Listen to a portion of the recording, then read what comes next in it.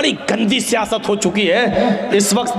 دھرم ایک طرف ہے، اس وقت بابا بھی ایمانداری کے ساتھ رامائن اور گیتا پہ عمل کرتا ہوا صرف دھرم کے آدھار پر بھی اگر چل دے تو میرے بھائیوں اس کو قاعدے سے استعفیٰ دے دینا چاہیے. اگر واقعی وہ سچا ہندو ہے تو اور ہندو دھرم کا سمان کرتا ہے تو اس کو قاعدے سے استعفیٰ دے دینا چاہیے، کیونکہ ہندو دھرم بے ایمانی نہیں سکھلاتا ہے. ہندو دھرم عدل و انصاف کی بات کرتا ہے. یہ تو دھرم کی آڑ میں بہروپیے بنے بیٹھے ہیں، بہروپیے. یہ دھرم کی آڑ میں لٹیرے بنے بیٹھے ہیں سب لوگ. اس حصے کو کوئی بھی یوٹیوب چینل والا دے گا نہیں.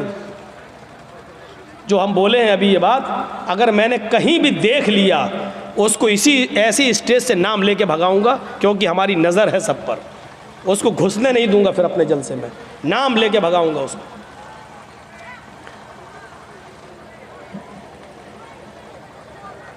تو میں عرض یہ کر رہا تھا کہ حضرت علی نے کہا میں مقدمہ دائر کروں گا. اس یہودی نے کہا کر دو مقدمہ، دیکھتے ہیں عدالت کیا فیصلہ کرتی ہے. حضرت علی نے مقدمہ دائر کر دیا. کہاں؟ کورٹ میں، عدالت میں. اور جج کون ہے؟ قاضی شریح. اور یہ جج کس نے بنایا؟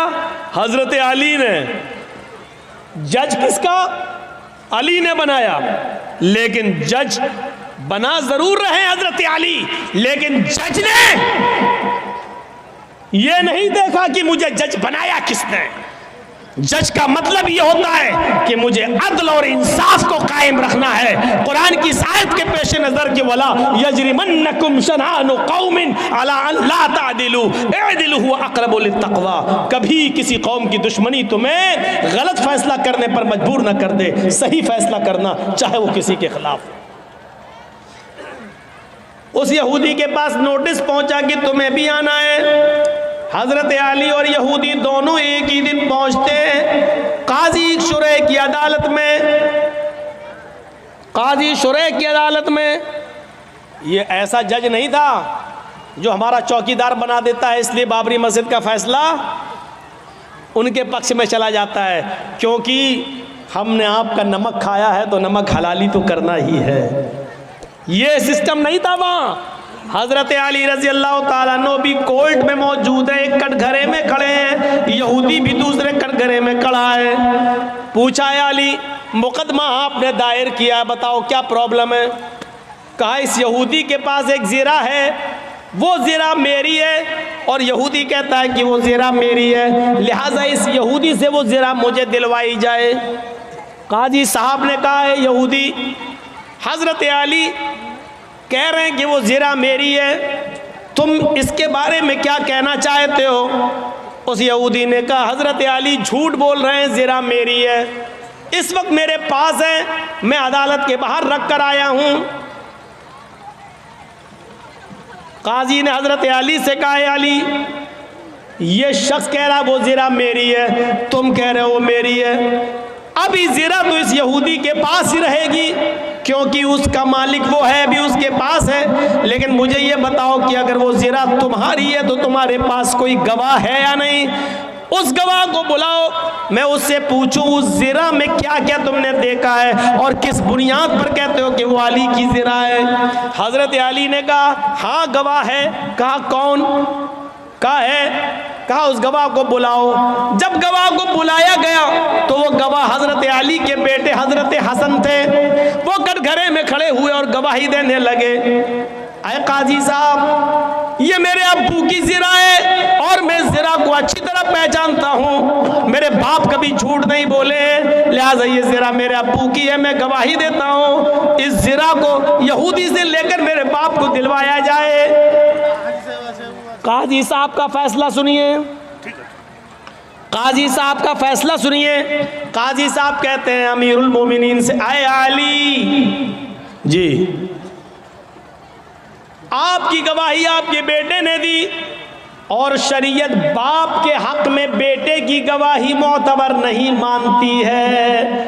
شریعت کہتی ہے، قرآن و حدیث کہتی ہے باپ کی گواہی اگر بیٹا دے تو اس گواہی کو نہیں مانا جائے گا، کیونکہ بیٹا اپنے باپ کے خلاف بولتا ہی نہیں ہے، وہ اپنے باپ کی حمایتی میں بولتا ہے، لہٰذا کوئی دوسرا گواہ لاؤ، آپ کے بیٹے کی گواہی شریعت کے مطابق قبول نہیں۔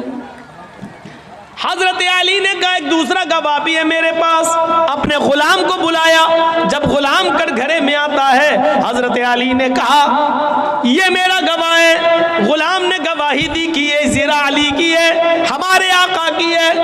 حضرت جج صاحب نے پوچھا قاضی صاحب نے کہ تم کون ہو؟ کہا میں ان کا غلام ہوں۔ فرمایا کمبر نام ہے میرا، میں ان کا غلام ہوں۔ کہا اے علی، شریعت کہتی ہے مالک کے حق میں غلام کی گواہی بھی قبول نہیں کی جاتی ہے، کیونکہ غلام اپنے آقا کے خلاف اپنے مالک کے خلاف بولتا ہی نہیں ہے، اس کے اوپر اپنے مالک کا پریشر ہوتا ہے، وہ جانتا ہے کہ اگر اپنے مالک کے فیور میں نہیں بولا تو گھر مار کھائیں گے، ہمیں مارا جائے گا، ستایا جائے گا، لہذا مالک کے حق میں غلام کی گواہی بھی قبول نہیں۔ اے علی، معذرت کے ساتھ آپ کی غلام کی گواہی بھی قبول نہیں کی جائے گی، کوئی اور گواہ ہو تو لاؤ۔ حضرت علی نے کٹگھرے میں کھڑے ہو کر کہا اے جج صاحب، قاضی صاحب، ان دو گواہیوں کے علاوہ میرے پاس اور کوئی گواہی نہیں ہے۔ آج کل تو 100 روپے میں جھوٹے گواہ مل جاتے ہیں، میرے پاس اور کوئی گواہی نہیں ہے۔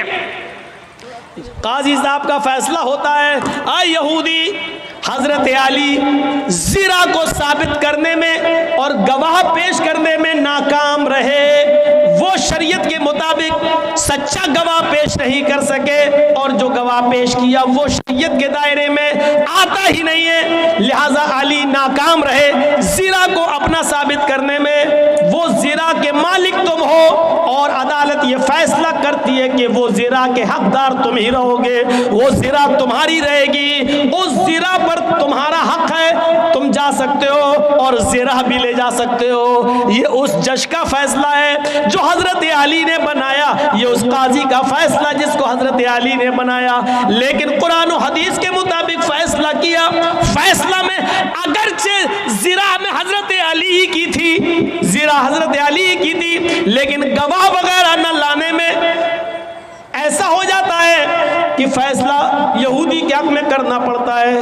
یہودی اس زرہ کو اٹھاتا ہے، کٹگھرے سے باہر نکلتا ہے، کہتا ہے جج صاحب آپ کے فیصلے کو سلام کرتا ہوں، آپ نے وہی فیصلہ کیا جو قرآن و حدیث میں بتایا گیا، آپ نے وہی فیصلہ کیا جو محمد رسول اللہ نے بتایا، آپ نے وہی فیصلہ کیا، اور میں یہی دیکھنا چاہتا تھا کہ امیر المومنین علی کے ہوتے ہوئے مجھ پر جبر تو نہیں کیا جاتا، ظلم تو نہیں کیا جاتا، آپ کی عدالت میں اور علی نے یہ ثابت کر دیا ہے کہ یہاں پر ظلم و زیادتی کا کوئی شائبہ بھی نہیں پایا جاتا ہے۔ اب میرا فیصلہ سن لیجیے جج صاحب، قاضی صاحب، حضرت علی سچے ہیں، یہ زرہ حضرت علی کی ہے، یہ دروازے کے باہر رکھی ہوئی تھی، کوئی نہیں تھا، میں اس کو اٹھا لایا، 6 مہینے تک میں نے اس کو چھپایا، اور ایک دن جان بوجھ کر 6 مہینے کے بعد میں علی کے سامنے آ گیا تاکہ علی میری زرہ کو دیکھ لیں، پھر دیکھیں کیا ریئیکشن لیتے ہیں، پھر ساری پرتکریا عدالت کے مطابق چلتی ہے، اور ہم نے دیکھا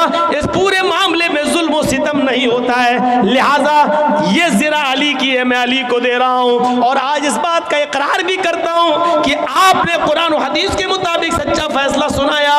آج اسلام سے میں بھی اپنا رشتہ جوڑ رہا ہوں، اشہد ان لا الہ الا اللہ و اشہد ان محمدن عبدہ و رسولہ، یہ کلمہ پڑھ کر حضرت علی اسلام کے سامنے وہ یہودی اسلام لے آتا ہے۔ یہاں سے آپ اندازہ لگائیے کہ حضرت علی کے خلاف فیصلہ ہو رہا ہے، حضرت علی کے خلاف فیصلہ ہو رہا ہے، تو کسی کی دشمنی تمہیں اس بات پر مجبور نہ کر دے کہ تم اس کے ساتھ نا انصافی کرو، نا انصافی نہیں ہونی چاہیے۔